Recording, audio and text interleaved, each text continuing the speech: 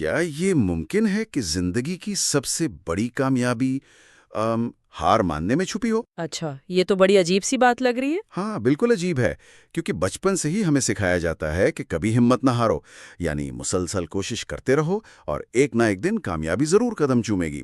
لیکن ذرا ایک عام سی روزمرہ کی مثال پر غور کرتے ہیں۔ صحیح۔ فرض کریں کہ ایک شخص کے پاس ایک انتہائی خستہ حال 20 سال پرانی گاڑی ہے، خطارہ سی۔ وہ اس پر ہزاروں روپے لگا چکا ہے، کئی بار مکینک کے پاس جا چکا ہے، اس کا وقت، پیسہ اور سکون سب برباد ہو رہا ہے۔ بالکل، ایسے بہت لوگ دیکھیں۔ ہاں نا، مگر جب بھی کوئی اسے کہتا ہے کہ بھائی اس کباڑ کو بیچ دو، تو وہ جواب دیتا ہے کہ نہیں، میں اس پر اتنی محنت اور پیسہ لگا چکا ہوں کہ اب اسے چھوڑنا بے وقوفی ہوگی۔ ہم عام طور پر اس رویے کو انسانی نفسیات میں ایک خاص نام دیتے ہیں۔ اسے ہم سنک کاسٹ فیلیسی کہہ سکتے ہیں، یعنی ضائع شدہ وقت اور محنت کا سراب۔ صحیح۔ ہوتا یہ ہے کہ انسان کو لگتا ہے کہ اگر اس نے ایک کام میں اپنی زندگی کا ایک بڑا حصہ لگا دیا ہے تو اب پیچھے ہٹنا یا اس کوشش کو ترک کرنا دراصل اس کی اپنی ذات کی نفی ہے۔ وہ اس پروجیکٹ کو، اس رشتے کو یا اس کوشش کو اپنی انا اور اپنی پہچان بنا لیتا ہے۔ واقعی، اور آج کے اس تفصیلی جائزے کا موضوع ایک ایسی ہی لیکن انتہائی عظیم اور گہری صورتحال کے گرد گھومتا ہے۔ اچھا؟ آج کی اس علمی گفتگو میں ہم ایک ایسی طویل جدوجہد کا تجزیہ کر رہے ہیں جہاں ایک پیغمبر نے اپنی پوری زندگی، صدیاں ایک ہی مقصد پر لگا دی، اور پھر اچانک ایک حتمی الہی فیصلہ سامنے آتا ہے کہ اب اس راستے پر مزید چلنے کا کوئی فائدہ نہیں۔ ہم یہاں سورہ ہود کی ان آیات کی بات کر رہے ہیں نا؟ یہ بہت ہی زبردست موضوع ہے، کیونکہ جب ہم ان مخصوص آیات کا گہرائی سے مطالعہ کرتے ہیں تو ہمیں معلوم ہوتا ہے کہ یہ محض ایک تاریخی واقعہ نہیں ہے جو ہزاروں سال پہلے پیش آیا۔ صحیح۔ بلکہ یہ ایک انتہائی ٹھوس نفسیاتی اور روحانی اصول ہے جو ہمیں سکھاتا ہے کہ جب حالات میں مزید تبدیلی کی کوئی بھی منطقی یا الہی امید نہ رہے، جب پرانے راستے مکمل طور پر بند ہو جائیں، تو ایک انسان کو کس طرح حقیقت کو تسلیم کرتے ہوئے اپنا لہے عمل تبدیل کرنا چاہیے۔ علم اور حکمت کی تلاش میں رہنے والوں کے لیے یہ جاننا بہت دلچسپ ہے کہ جب انسان کو ایسی بند گلی کا سامنا ہو تو وہ جذباتی طور پر خود کو کیسے سنبھالتا ہے۔ بالکل۔ تو چلے بالکل اسی نقطے سے آغاز کرتے ہیں۔ جب ہم سورہ ہود کی آیات کے اس حصے کو دیکھتے ہیں جہاں یہ الہی پیغام نازل ہوتا ہے کہ تمہاری قوم میں سے جو ایمان لا چکے ان کے سوا اب مزید کوئی ایمان نہیں لائے گا، لہٰذا ان کے افعال پر غمگین نہ ہو، تو یہاں مجھے ایک بہت بڑی الجھن ہوتی ہے۔ کیسی الجھن؟ مطلب کیا یہ پیغام سننا ایک انسان کے لیے، وہ بھی ایک ایسے انسان کے لیے جس نے سارے 900 سال ایک ہی مقصد کے لیے محنت کی ہو، ایک شدید صدمہ نہیں ہوگا؟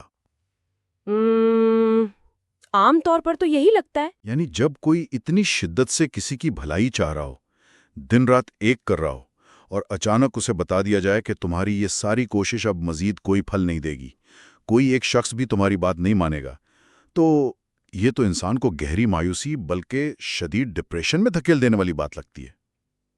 کیا ایک باپ یا ایک مخلص رہنما کے لیے یہ سننا کہ اس کی قوم ختم ہونے والی ہے اس کے دکھ میں بے پناہ اضافہ نہیں کر دے گا؟ دیکھیں، یہ بظاہر ایسا ہی لگتا ہے کہ یہ خبر ایک صدمہ ہونی چاہیے، لیکن اگر ہم انسانی نفسیات اور ذمہ داری کے بوجھ کو گہرائی سے سمجھیں تو صورتحال بالکل مختلف نظر آتی ہے۔ میں سمجھتی ہوں کہ یہ صدمہ نہیں بلکہ در حقیقت ایک ناممکن بوجھ اور مسلسل ذہنی اذیت سے آزادی کا پروانہ ہے۔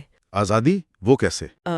انسان سب سے زیادہ تھکاوٹ تک محسوس نہیں کرتا جب وہ جسمانی مشقت کر رہا ہوتا ہے، بلکہ وہ تب تھکتا ہے جب وہ ایک ایسے نتیجے کا بوجھ اپنے کندھوں پر اٹھا لیتا ہے جو اس کے اختیار میں ہوتا ہی نہیں۔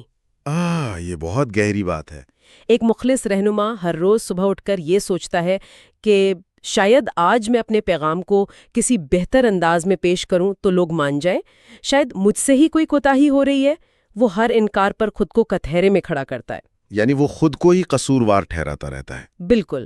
تو یہ جو الہی فرمان ہے کہ اب مزید کوئی ایمان نہیں لائے گا، یہ دراصل اس پیغمبر کو اس احساس سے جرم اور اس مسلسل خود احتسابی کے بوجھ سے آزاد کر رہا ہے یہ اعلان ہے کہ تمہاری کوشش مکمل ہو چکی، تمہاری محنت میں کوئی کمی نہیں تھی، خامی ان کے دلوں میں ہے جو اب پتھر ہو چکے ہیں۔ یہ تو واقعی یہ سوچنے کا ایک بالکل نیا زاویہ ہے۔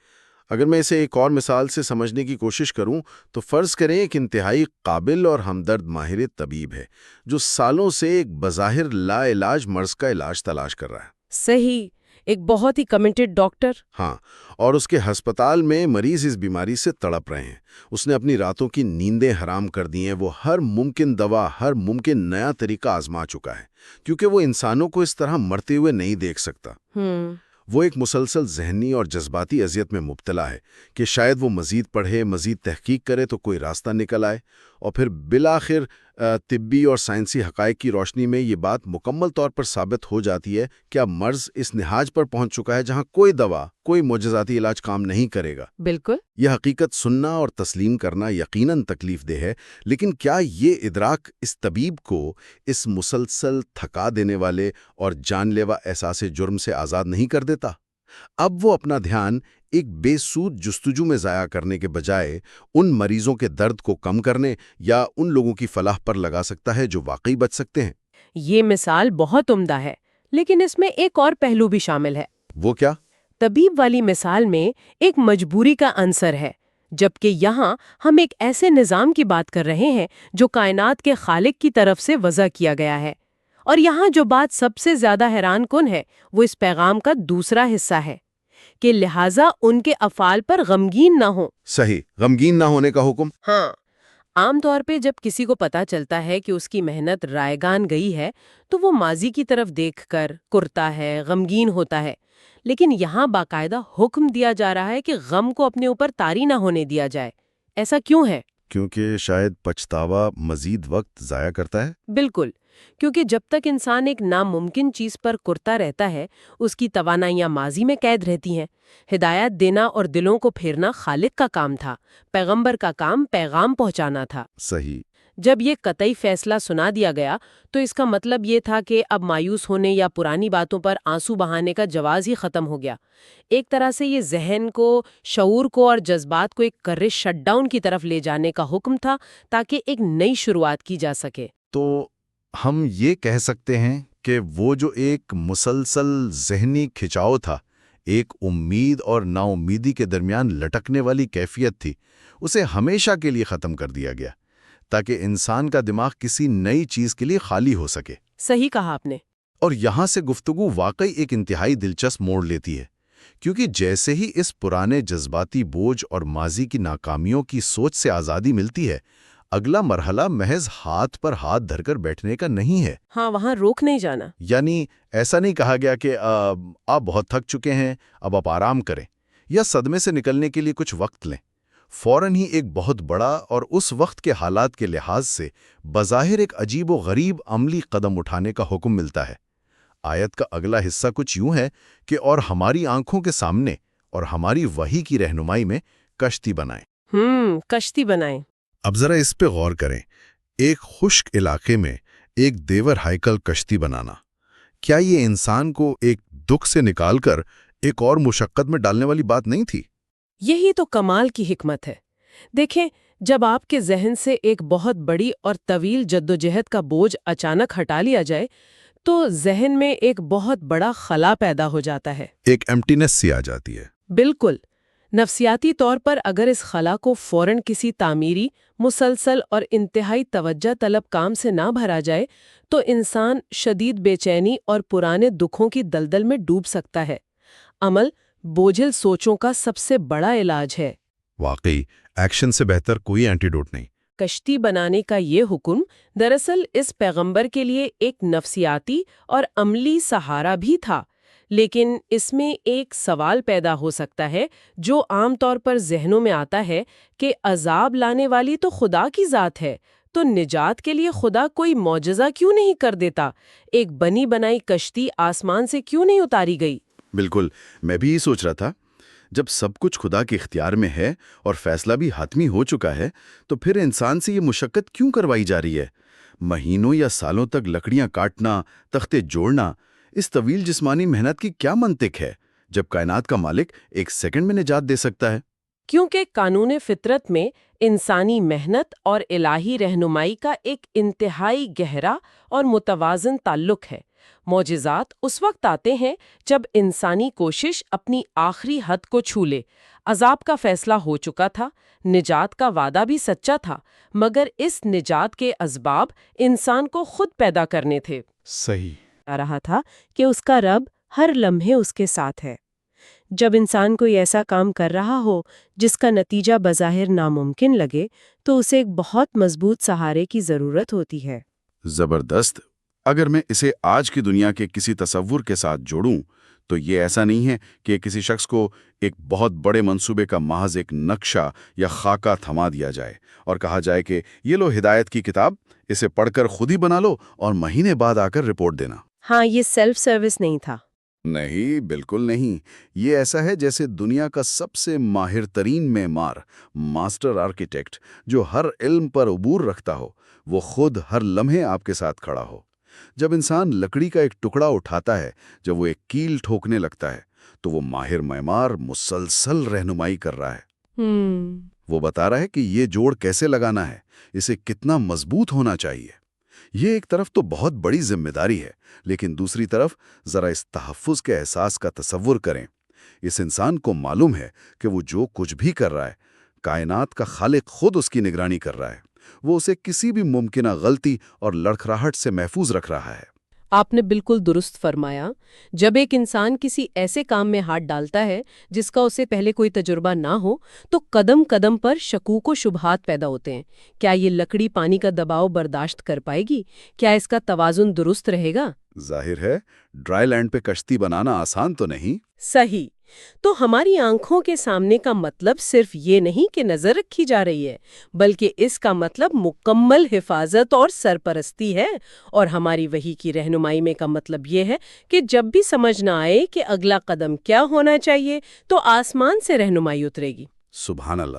یہ مایوسی اور ناامیدی کے گھٹا ٹوپ اندھیرے کے بعد ایک انتہائی مثبت، تعمیری اور بامقصد عمل کی طرف قدم ہے۔ جب انسان کے ہاتھ کسی تعمیری کام میں مصروف ہو جاتے ہیں اور اسے یہ یقین ہو کہ کائنات کی سب سے بڑی طاقت اس کے ہنر کی رہنمائی کر رہی ہے، تو پھر باہر کی دنیا کی کوئی پرواہ باقی نہیں رہتی۔ یہ بات بہت منطقی لگتی ہے۔ ذہن کا پرانی ناکامیوں اور صدموں سے کٹ جانا ہی دراصل اتنے بڑے اور کٹھن کام پر توجہ مرکوز کرنے کی واحد شرط تھی۔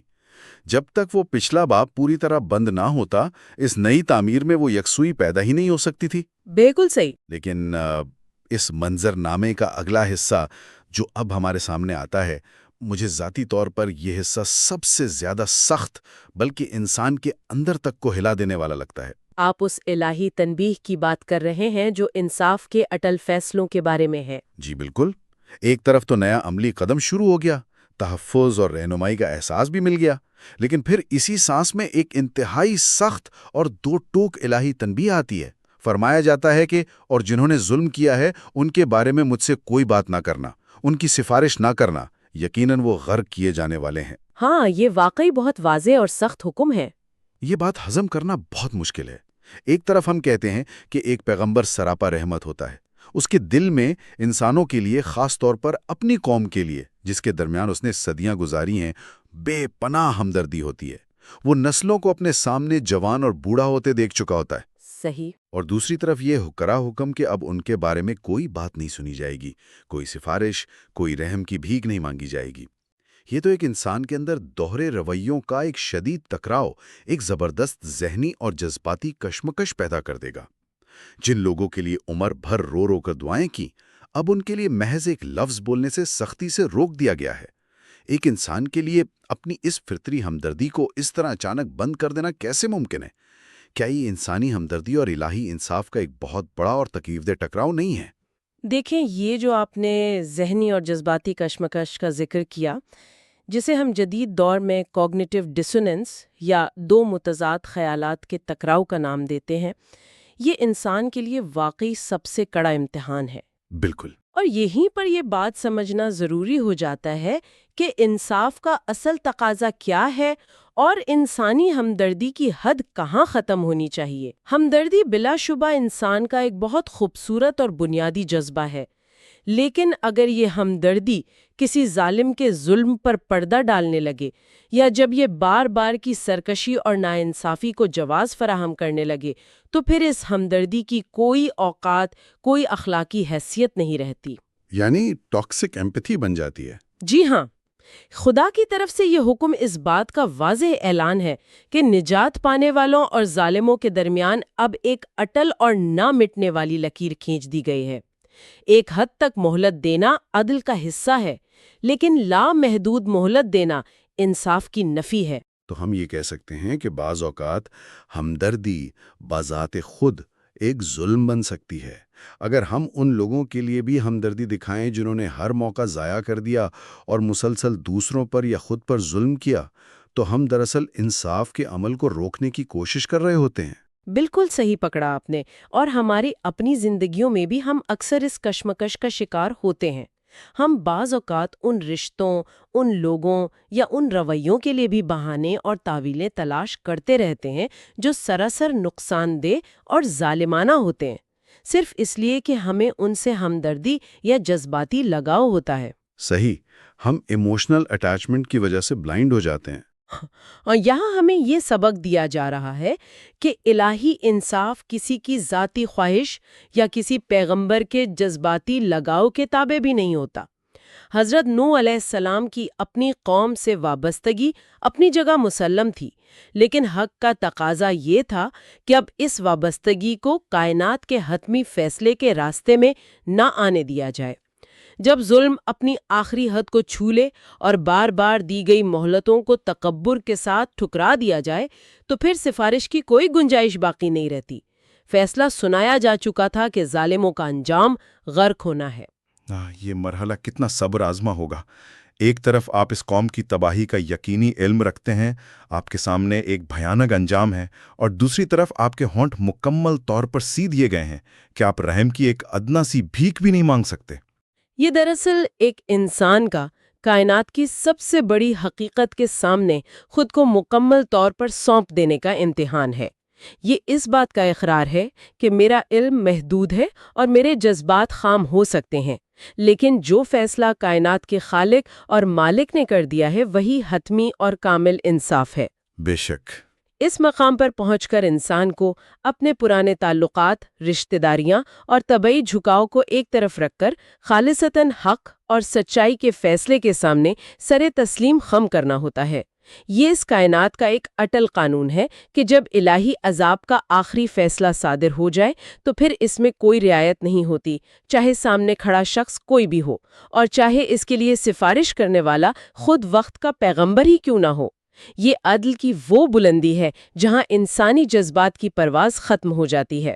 آج کے اس تفصیلی جائزے میں ہم نے جن مراحل اور نفسیاتی پہلوؤں پر بات کی ہیں وہ واقعی انسان کو بہت گہری سوچ میں مبتلا کر دیتے ہیں۔ بالکل ایسا ہی ہے۔ اگر ہم اس پوری گفتگو کو سمیٹیں تو ہمیں اس واقعے میں انسان کے لیے 3 انتہائی واضح اور طاقتور اسباق نظر آتے ہیں۔ پہلا مرحلہ یہ تسلیم کرنا کہ ہر کوشش کا کامیاب ہونا ضروری نہیں۔ ناممکن کی امید چھوڑ کر ایک ایسے راستے کو بند کرنا جو بظاہر مایوسی کا اعلان لگتا ہے لیکن دراصل انسان کو ضائع شدہ وقت اور محنت کے بوجھ سے آزاد کر کے جذباتی سکون فراہم کرتا ہے۔ صحیح۔ دوسرا مرحلہ اس جذباتی خلا کو اور اس ٹوٹے ہوئے سلسلے کو محض رونے دھونے، افسوس کرنے یا ماضی میں جینے میں ضائع کرنے کے بجائے فوری طور پر مکمل الہی نگرانی میں ایک نئے، بظاہر ناممکن لیکن انتہائی تعمیری اور عملی کام کا آغاز کرنا۔ عمل ہی مایوسی کا سب سے بڑا تریاک ہے۔ زبردست پوائنٹ ہے یہ۔ اور تیسرا مرحلہ جب وہ نیا اور فیصلہ کن مرحلہ شروع ہو جائے تو پھر پرانی جذباتی وابستگیوں کو حق اور انصاف کے راستے کی دیوار نہ بننے دینا۔ جب انصاف کا ترازو لگ جائے تو ہمدردی اور تعلق کے لبوں کو خاموش کر کے اس کرے اور ختمی فیصلے کے سامنے سر جھکا دینا۔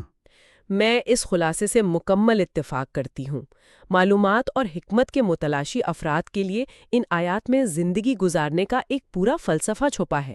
ہماری عام زندگیوں میں، ہمارے مقاصد اور رشتوں میں کئی بار ایسا وقت آتا ہے جب ہمیں یہ مشکل فیصلہ کرنا پڑتا ہے کہ کب کسی بے سود اور لا حاصل جدوجہد کو ترک کر دینا چاہیے۔ بالکل۔ کب یہ مان لینا چاہیے کہ ہم نے اپنا فرض پوری ایمانداری سے ادا کر دیا ہے اور اب نتیجہ ہمارے اختیار میں نہیں، اور کب ہمیں اپنے جذبات کو، اپنی غیر ضروری ہمدردیوں کو حقیقت پسندی اور انصاف کی راہ میں حائل ہونے سے روکنا چاہیے۔ یہ ایک ایسی دانشمندی ہے جو انسان کو خوکھلا ہونے سے بچاتی ہے اور اسے آگے بڑھنے کا راستہ دکھاتی ہے۔ بالکل، اور آج کی اس علمی گفتگو کو ختم کرنے سے پہلے میرے ذہن میں ایک منظر مسلسل ابھر رہا ہے جس کے ساتھ میں چاہوں گا کہ اس نشست کا اختتام کیا جائے۔ کیسا منظر؟ یہ بات براہ راست ان آیات میں لکھی ہوئی تو نہیں ہے، لیکن جس تمام تر نفسیاتی اور جذباتی کیفیت پر ہم نے بات کی، اگر اس پر غور کریں تو اس کا لازمی نتیجہ یہی منظر بنتا ہے۔ صحیح، میں سن رہی ہوں۔ ذرا ایک لمحے کے لیے اس عظیم انسان حضرت نوح علیہ السلام کی ذہنی کیفیت، تنہائی اور استقامت کا تصور کریں۔ ایک ایسا شخص جسے ایک طرف تو اس پورے معاشرے سے مکمل طور پر جذباتی لا تعلقی اور کسی بھی قسم کی سفارش نہ کرنے کا قطعی حکم مل چکا ہے، جس کے درمیان اس نے اپنی پوری زندگی صدیاں گزاری ہیں۔ وہ شخص بخوبی جانتا ہے کہ ان ہنستے بولتے لوگوں کا، ان کے گھروں اور ان کی بستیوں کا انجام کیا ہونے والا ہے، اور دوسری طرف وہ شخص انہی لوگوں کی روزمرہ کی طنزیہ نگاہوں کے سامنے ان کے کاٹے جانے والے جملوں اور ہنسی مذاق کے بیچ بالکل خاموشی سے، کسی بھی غصے یا مایوسی کے بغیر اپنی نجات کا وہ واحد ذریعہ یعنی وہ کشتی تعمیر کر رہا ہے۔ سبحان اللہ۔ انسانوں کے اتنے بڑے ہجوم میں ایسی مطلق تنہائی، ایک بظاہر ناممکن کام میں ایسی پہاڑ جیسی استقامت اور کامل یقین کا یہ کیسا عجیب، حیران کن اور بے مثال سنگم ہوگا۔ ایک طرف دنیا کا شور اور تماشخور ہے، اور دوسری طرف دل میں یہ غیر متزلزل یقین کہ میں اپنے رب کی آنکھوں کے سامنے ہوں اور اس کی رہنمائی میرے ساتھ ہے۔ بے شک۔ سننے والوں کے لیے میری یہی گزارش ہے کہ ایک لمحے کے لیے اس خاموش کشمکش اور اس عظیم یقین کے بارے میں ضرور سوچئے گا۔